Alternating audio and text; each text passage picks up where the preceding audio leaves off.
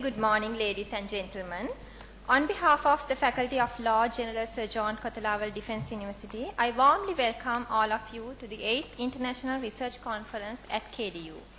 We feel honoured to have here with us Mr. Tushantha Wijayamana and paper presenters and all the distinguished guests and participants here at this technical session 2, parallel session B, on business and trade practices in Sri Lanka, an ethics-based perspective.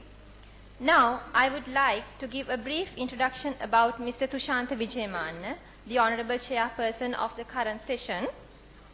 Mr. Tushantha Wijayamana has an extensive experience in the commercial field of Sri Lanka. He was a former legal advisor of the Ministry of External Affairs, and he served as the General Counsel of DFCC Bank, and also he was a former manager legal and company secretary of Sampath Bank.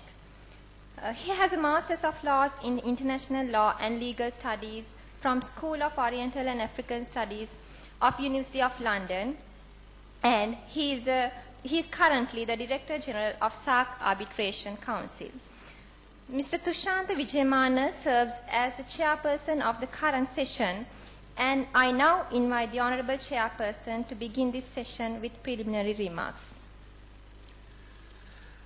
Thank you very much for the kind words expressed on me.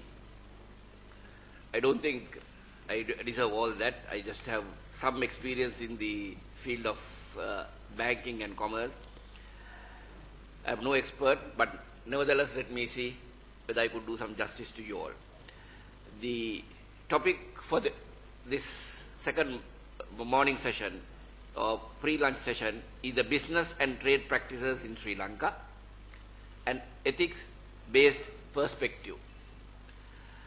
We all know the business community in Sri Lanka have their own way of doing things. Each industry has their unwritten norms, and these things are being respected. If I am to mention you some of these unwritten norms, when it comes to the gem industry, people do not bid for gems by telling a price.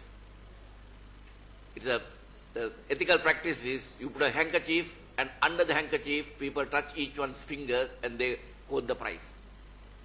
So and once the price is agreed, there is no written contract, but the parties pay the price and accept the goods exchange hands.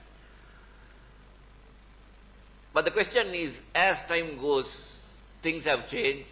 Certain amount of unethical practices are taking place even in the commercial world. So I think it's a timely topic to remind us the business and trade practices in Sri Lanka and an ethic-based perspective, so that we know what in the past how things happened and how things should be done in the future.